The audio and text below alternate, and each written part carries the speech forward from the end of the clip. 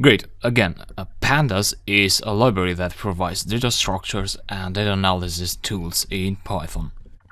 So in this lecture, you'll see what I mean with data structures and data analysis. So you'll see the main pandas object, which is a structure that contains the data. And you'll see that how we get data from this structure and analyze them. So I'll open a simple command line. And for now, we'll use IPython, which is great for data analysis and working with data. But even better is Jupyter Notebook. Jupyter Notebook is like a Python shell. It's actually a combination of a Python shell and a Python editor, and it's a browser-based tool where you can write Python code, and it's very efficient, so it really boosts your productivity. But for this lecture, I want to start with simple things, so one step at a time, and I'll introduce you to pandas using IPython only. And then in the next lecture, I'll show you how to set up a Jupyter Notebook, previously known as the IPython Notebook. So you'll set up Jupyter, and I'll show you how to work with Jupyter. So for now, let's go ahead and use the plain IPython console.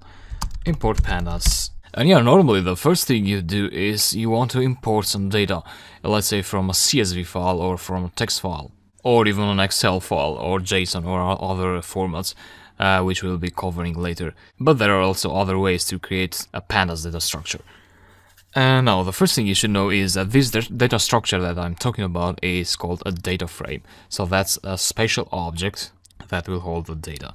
And you can create one. You can store a data frame in a variable, let's say df1, pandas data frame. So I'm creating a data frame manually, passing values manually via Python. Normally you want to use other files, like I mentioned. So data frame, and now think of the data frame as a table. So you may want to pass a list of lists, where each list will be a row of that table. So let's pass some data there, 2, 4, 6, and 10, 20, 30. You execute that, and that was successful because you didn't get an error. df1, and here is the data frame. So 2, 4, 6 is the first row, 10, 20, 30 is the second row. And these 0, 1, 2 are the names of the columns. And these are referred as indexes. So 0, 1 here are indexes for the rows, and these here are the column names. The beauty of pandas is that you can also have your own column names, if you like. So I'm gonna call this expression again, and I want to pass here a parameter called columns, that expects a list of names, which has to have the same number of items with the number of columns that your data frame has. So if you pass list with 3 items, you want to pass 3 columns here as well. Let's say price, something random, age, and value. You execute that, and let me expand this, df1, and this time you see that you have your own column names there. Now similarly, you can pass custom names for the indexes as well, by passing index as parameter, and then you'd want to pass a list with 2 items because we have 2 rows only. Let's say first, second, df1, and you have custom indexes. However, normally you won't have to pass custom indexes. Data normally have a defined number of columns, but the rows, you may have hundreds and thousands of rows or millions there. So you really don't want to mess up with index names. However, the feature is just that, in special cases.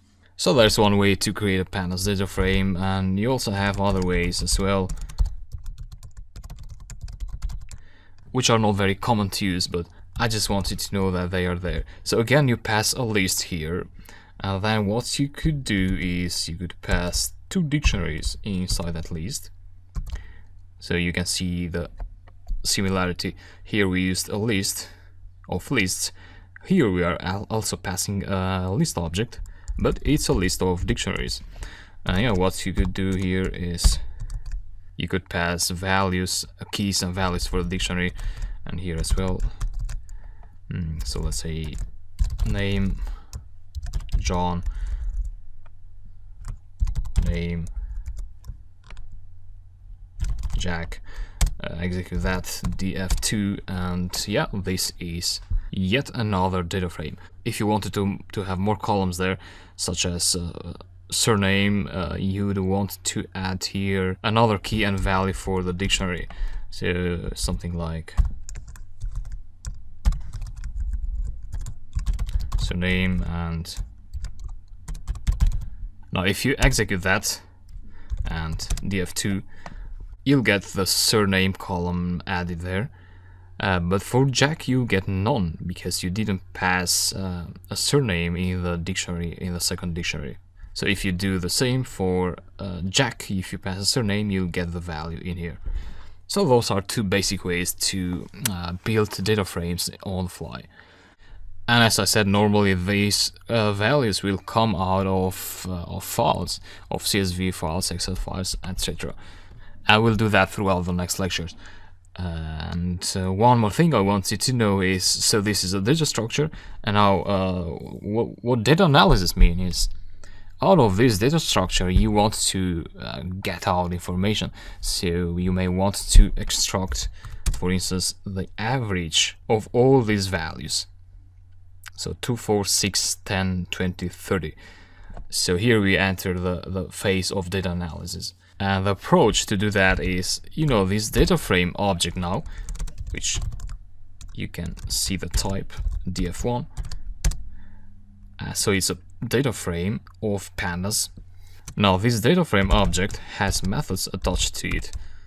If you do dir, and yeah, you see that it has quite a lot of methods that you can apply to it. Let's locate the mean method there. Here is mean. So what you could do is you point to df1 and then mean and brackets, and you get the mean of all the columns. And if you want the mean of the entire data frame, you could apply again the mean method after that. So what this does is it applies the mean method over this series here. So this type is a pandas series object. Series have more or less the same methods that you can apply to a data frame. So df1 and df1.price, and you get the series of the price column. So that is also, if you check the type, that is also a pandas series. So a data frame is made of series. And of course you can apply the mean method to price as well. And similarly you can apply other methods as well that are available there. So max, and you get the maximum value. And yeah, that's about the introduction to pandas. In the next lecture you will learn about Jupyter. It's very pleasant to work with Jupyter, so don't miss that. And then we'll go ahead and open data frames, create data frames out of files. So I'll see you later.